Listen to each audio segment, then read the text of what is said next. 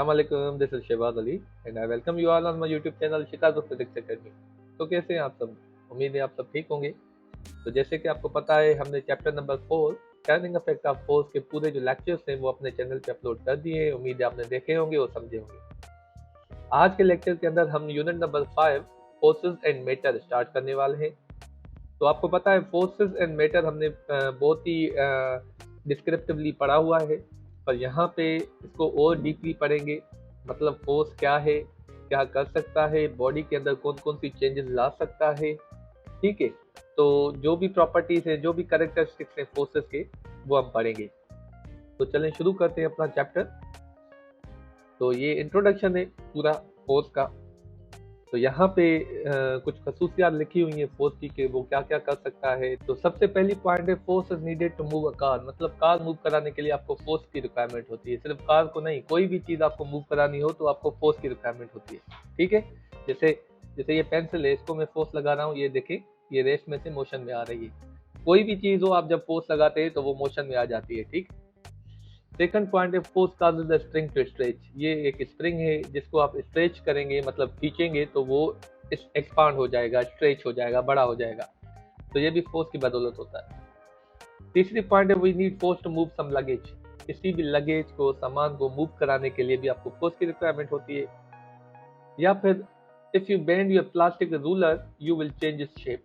मतलब आपके पास कोई रूलर हो, ठीक है, जब आप उसको बेंड करेंगे मतलब उसकी शेप चेंज कर देंगे तो फोर्स शेप भी चेंज कर सकता है। जैसे कि यहाँ पे भी आप देख सकते हैं, ये एक बलून है या बॉल है जिसको कंप्रेस किया जा रहा है। जब कंप्रेस किया जा रहा है, आप देख रहे हैं इसकी शेप जो है वो चेंज हो रही है। तो फोर्स की एक खासियत ये भी है कि वो किसी भी बॉडी की, मतलब या किसी भी मटेरियल की शेप भी चेंज कर सकता है। ठीक है, आगे बढ़ते हैं। Force applied by hands on the डफ चेंजेस इट्स शेप। डफ का मतलब होता है आटा। जब आप आटा गूंथते हैं तो अपने हिसाब से उसकी शेप चेंज करते हैं। कभी रोटी की शेप दे देते हैं, कभी छोटी रोटी की, कभी बड़ी रोटी की। ठीक है, तो ये कैसे होता है? ये भी फोर्स की वजह से होता है। तो मेन पॉइंट आती है यहाँ पे, notice that what affect a force has depend on the materials involved. मतलब अब फोर्सेस के मल्टीपल जो है कैरेक्टरिस्टिक्स हैं। किसी में वो फोर्स जो है बॉडी को बेंड कर देता है, किसी में स्ट्रेच कर देता है, कभी कंप्रेस कर देता है। ठीक है, ठीक, कभी शेप चेंज कर देता है, कभी बॉडी को मूव करा देता है। तो ये कैसे पता चलेगा? ये उस मटेरियल पे डिपेंड करता है जिससे फोर्स लग रहा है। जैसे कि soft material such as rubber can bend and flex very easily. मतलब जो सॉफ्ट मटेरियल्स होते हैं, ठीक है, उनको आप, जैसे रबर होता है, उनको आप इजीली बेंड भी कर सकते हैं, फ्लेक्स भी कर सकते हैं। ठीक है, या फिर spring comes back to its original shape when you remove the force. मतलब ये जो स्प्रिंग है, जब आप फोर्स रिमूव करेंगे तो ये अपनी शेप में वापस आ जाएगा। तो ये इस मटेरियल पे डिपेंड करता है। हर कोई चीज़ ऐसे नहीं हो सकती। ये जो है, ये पेंसिल ऐसे नहीं हो सकती कि आप इसको स्ट्रेच करिए, बढ़ जाए, फिर छोड़े तो वापस अपनी पोजीशन पे आ जाए। नहीं, ये अपनी अपनी जो है मटेरियल की प्रॉपर्टी होती है। तो ऐसी प्रॉपर्टी जिसमें आप किसी भी चीज़ को जो है एक्सटेंड कर दें या कंप्रेस कर दें, फिर वो अपनी शेप में वापस आ जाए, उसको एक पर्टिकुलर नाम देते हैं। वो क्या नाम है? देखें, materials like this are called elastic materials. मतलब वो मटेरियल्स जिसमें ऐसी कोई प्रॉपर्टी होती है, जब आप फोर्स लगाएं तो छोड़े तो वो अपनी पोजीशन में वापस आ जाएं, ऐसे मटेरियल्स को हम नाम देते हैं इलास्टिक मटेरियल्स। और इनकी इस प्रॉपर्टी को हम नाम देते हैं इलास्टिक प्रॉपर्टी। ठीक है, तो ये फोर्स की थोड़ी डिस्क्रिप्शन हो गई। उसके बाद है प्रेशर। यहाँ पे देख सकते हैं प्रेशर क्या होता है। Pressure is equal to force upon area. मतलब प्रेशर फोर्स ही होता है, पर कितने एरिया पे लग रहा है इसको बोलते हैं प्रेशर। ठीक है, अब जैसे कि यहाँ पे अगर मैं इस पेंसिल के थ्रू, ये जो है पेंसिल है, यहाँ पे आप देख सकते हैं इसका एरिया बहुत ही छोटा है। अगर यहाँ पे इस पेपर पे फोर्स लगाऊं ऐसे, तो अगर यहाँ पे फोर्स लगाऊं, कितने एरिया पे लग रहा है इसको बोलेंगे प्रेशर। या इसी पेंसिल से अगर आप इस साइड से फोर्स लगाएं तो यहाँ पे इसका एरिया थोड़ा बड़ा है, तो यहाँ पे अगर आप फोर्स लगाएंगे ऐसे, तो प्रेशर जो है वो अलग लगेगा। ठीक है, तो प्रेशर फोर्स ही होता है, पर कितने एरिया पे लगता है उसको बोलते हैं प्रेशर। ये प्रेशर जो है आगे चल के हम एक ब्रीफली जो है डिस्कस करेंगे। यहाँ पे सिर्फ इंट्रोडक्शन है।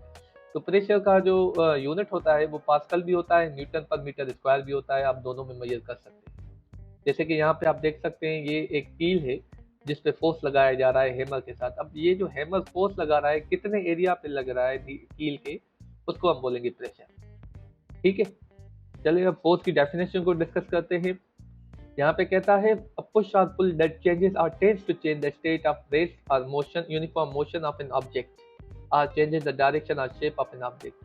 मतलब फोर्स जो है वो पुश और पुल है जो कि बॉडी की स्टेट को चेंज करता है या चेंज करने की कोशिश करता है। मतलब जब कोई बॉडी रेस्ट में हो तो मोशन में ला सकता है, जब मोशन में हो तो रेस्ट में ला सकता है, ठीक है, या फिर उसको रेस्ट में मोशन में लाने की कोशिश कर सकता है, ठीक है। जैसे कि मैंने आपको इनिशियली मिसाल दे दिया था कि अगर आप इस पेंसिल पे फोर्स लगाएंगे तो ये रेस्ट में से मोशन में आ जाएगी, या आप बाइक चलाते हैं तो ब्रेक पे फोर्स लगाते हैं तो वो मोशन में रेस्ट में आ जाती है। पर किसी दीवार पे आप फोर्स लगाएंगे तो वो मोशन में नहीं आएगी। मतलब यहाँ पे फोर्स सिर्फ कोशिश कर सकता है उसको मोशन में लाने की, पर ला नहीं सकता, ठीक है।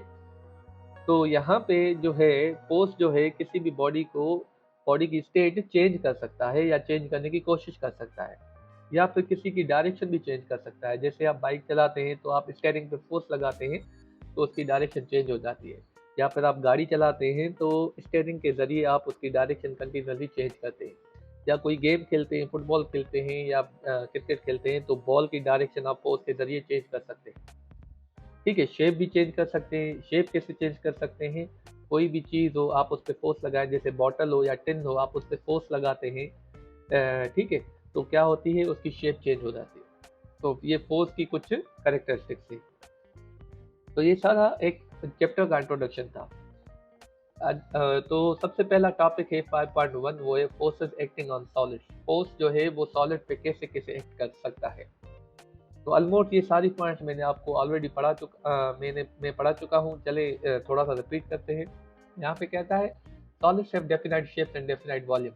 तो ये वॉल्यूम या साइज, मतलब सॉलिड को डेफिनाइट शेप भी होती है, डेफिनाइट वॉल्यूम भी होता है, आपको पता है। However, it is possible to change their shape and size by applying external force। किसी पे भी एक्सटर्नल फोर्स लगा के आप उसकी साइज और शेप चेंज कर सकते हैं। जैसे कि when the external force is removed, the object tends to return to its original shape and size। जब आप उस ऑब्जेक्ट को, वो फोर्स जो आपने लगाया हुआ है उसको आप रिलीज करेंगे तो वो अपनी ओरिजिनल शेप में वापस आ जाता है। जैसे मैंने स्प्रिंग का मिसाल दिया था। इस बिहेवियर को, this behaviour is called elastic behaviour. इस बिहेवियर को इलास्टिक बिहेवियर कहा जाता है और इसकी प्रॉपर्टी को इलास्टिसिटी कहा जाता है। Solids can be stretched, squashed, bend और ट्विस्टेड। तो सॉलिड को आप स्ट्रेच कर सकते हैं, स्क्वैश कर सकते हैं, बेंड कर सकते हैं या ट्विस्ट कर सकते हैं। जैसे कि यहाँ पे फिगर में दिया हुआ है, ये एक रॉड है जिसको फोर्स लगा के बेंड किया हुआ है, तो ये भी फोर्स की बदौलत है। या फिर ये कपड़ा है जिसके अंदर पानी है, उसको सुखाने के लिए हम जो है उसके अंदर का पानी जो है निकालते हैं। कैसे निकालते हैं? उसको ट्विस्ट करके, दोनों हाथों से जब आप ट्विस्ट करेंगे तो उसके अंदर का पानी जो है वो निकल आता है, ठीक है। तो ये भी फोर्स की वजह से होता है। यहाँ पे देख सकते हैं एक टिन है जिसको फोर्स लगा के उसकी शेप चेंज की जा सकती है। यहाँ पे देखें इसकी टिन की कम्प्लीटली जो शेप है वो चेंज हो गई है और उसकी जो साइज है वो भी चेंज हो गई है। यहाँ पे आप देख सकते हैं, ये आप घर पे भी ट्राई कर सकते हैं, ठीक है। तो ये सारी जो है फोर्स की खुसूसियात है। आगे पढ़ते हैं। These figures show different ways in which elastic behaviour of solid can be demonstrated. यहाँ पे फोर्स, आप इलास्टिक बिहेवियर ये देखें, ये भी आप इसको छोड़ेंगे तो अपनी पोजीशन में वापस आ जाता है कपड़ा। या फिर ये रॉड है, इसको आप छोड़ेंगे तो ये भी अपनी पोजीशन में वापस आ जाएगा। तो इन दोनों के बिहेवियर को हम नाम देते हैं इलास्टिक बिहेवियर। या फिर आप एक स्प्रिंग भी ले सकते हैं, उसमें भी आप देख सकते हैं कि इलास्टिक बिहेवियर क्या होता है। A sufficiently large force will permanently deform or break an object। 5.2c। तो यहाँ पे आप देखें कि ये जो फिगर है इसमें बॉडी अपनी पोजीशन में वापस नहीं आएगी, ठीक है, क्योंकि इस पे इतना फोर्स लग गया है, इतना ज़्यादा फोर्स लग गया है कि ये जो टिन है इसकी शेप और साइज जो है वो चेंज हो चुकी है। अब ये वापस अपनी पोजीशन में नहीं आएगी। तो ये नॉन इलास्टिक बिहेवियर है, ठीक है। तो उम्मीद है ये जो है फोर्स कैसे एक्ट करता है किसी भी सॉलिड के ऊपर, ये आपको समझ में आ गया होगा। तो दूसरा टॉपिक है 5.2 स्ट्रेचिंग स्प्रिंग्स। मतलब आप जब किसी भी स्प्रिंग को खींचते हैं तो वो कैसे बिहेवियर जो है वो दिखाता है। यहाँ पे ये एक प्रैक्टिकल है जो कि आपको स्कूलों में परफॉर्म किया जा सकता है, ठीक है। यहाँ पे भी आप देख सकते हैं ये स्प्रिंग से, मल्टीपल स्प्रिंग से जब इस पे लोड लटकाया जाता है तो ये स्ट्रेच हो जाता है। यहाँ पे देखें लोड कम है तो स्ट्रेचिंग भी कम है। यहाँ पे जैसे ही लोड बढ़ा दिया तो स्ट्रेचिंग भी बढ़ गई। जैसे जैसे लोड हम बढ़ाते जाते हैं तो स्ट्रेचिंग भी बढ़ती जाती है, ठीक है। तो ये यूनिफॉर्मली बढ़ता है। मिसाल के तौर पे अगर आपने 1 न्यूटन का लोड लगाया है, लोड का मतलब है जो है वेट आप उस पे पुट करते हैं, 1 न्यूटन का फोर्स लगाया है, तो मे बी आपकी जो एक्सटेंशन आए, एक्सटेंशन मतलब जो एक्सपांशन होती है वो आए, वो 1 सेंटीमीटर की आए। अगर 2 न्यूटन की लगाएंगे तो 2 सेंटीमीटर की आएगी, 3 की न्यूटन की लगाएंगे तो 3 सेंटीमीटर की आएगी, सो ऑन ये बढ़ती जाएगी। ठीक है, तो ये हम एक्सटेंशन जो होती है वो मालूम कर सकते हैं। तो ये प्रैक्टिकली मालूम होता है। यहाँ पे क्या कहता है, the springs are design to stretch a long way when force is applied. मतलब जब आप फोर्स लगाते हैं तो स्प्रिंग जो है वो एक अपनी स्ट्रेचिंग दिखाता है। Therefore it is easy to measure the changes in their length. मतलब उसकी लेंथ में जो चेंज आती है वो इजीली हम मेजर कर सकते हैं। तो explain how solids are deformed. हम कैसे एक्सप्लेन कर सकते हैं कि सॉलिड्स कैसे डिफॉर्म होते हैं। डिफॉर्म का मतलब है चेंज, उसकी शेप में जो चेंज आती है उसको डिफॉर्मेशन बोलते हैं। ठीक है, latest perform an experiment with the spring.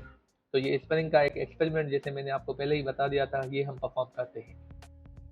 ठीक है, तो यहाँ पे कहता है व्हेन लोड इज रिमूव्ड, जब हम लोड रिमूव करते हैं the spring returns to its original length.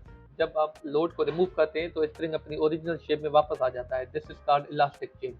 इस चेंज को हम इलास्टिक चेंज बोलते हैं। When load is increased in regular step the length of spring also increases simultaneously. जब आप रेगुलर स्टेप में जो है लोड इंक्रीज करते हैं तो आप देखते हैं कि लेंथ जो बढ़ती है वो भी रेगुलरली बढ़ती है, मतलब रेगुलरली नहीं बढ़ती। जैसे कि मैंने आपको बताया, अगर आप 1 न्यूटन का फोर्स लगाते हैं मिसाल के तौर पे, और आपको जो एक्सटेंशन मिलती है वो 1 सेंटीमीटर की मिलती है, 2 न्यूटन का लगाएंगे तो 2 सेंटीमीटर की मिलेगी, 3 का लगाएंगे तो 3 सेंटीमीटर मिलेगी, ऐसे सो ऑन। तो यहाँ पे आगे कहता है if the load is increase greatly, मतलब अगर बहुत ज्यादा आप जो है उस पर लोड पुट कर देंगे, the spring will change its shape permanently. तो फिर स्प्रिंग जो है अपनी जो शेप है वो परमानेंटली चेंज कर देगा। जैसे कोई भी चीज है, अगर आप स्प्रिंग को बहुत ज्यादा खींचेंगे तो वो इतना खिंच जाएगा कि वो परमानेंटली डिफॉर्म हो जाएगा, फिर वो अपनी पोजीशन में वापस नहीं आ पाएगा। ठीक है, तो हमें फोर्स जो लगाना है या लोड जो लगाना है वो भी एक लिमिट के अंदर लगाना है, जिस लिमिट को हम नाम देते हैं इलास्टिक लिमिट। वो हम आगे जाके पढ़ेंगे क्या होती है। ठीक है, तो लोड हर किसी का एक स्पेसिफिक होता है कि इस पे इतना लोड लगाया जा सकता है, अगर उससे ज्यादा लगाएंगे तो वो परमानेंटली डिफॉर्म हो जाएगा। तो उम्मीद है ये जो फोर्स का इंट्रोडक्शन था और ये जो फोर्सेस थे कुछ कैसे कैसे फोर्सेस जो है बॉडी के अंदर चेंजेस ला सकता है, आपको बहुत ही अच्छे तरीके से समझ में आ चुके होंगे। फिर भी कोई क्वेश्चन या क्वेरी हमेशा रह जाती है तो आप कमेंट सेक्शन में पूछ सकते हैं। तो इंशाल्लाह will meet you in the next lecture. Thank you very much.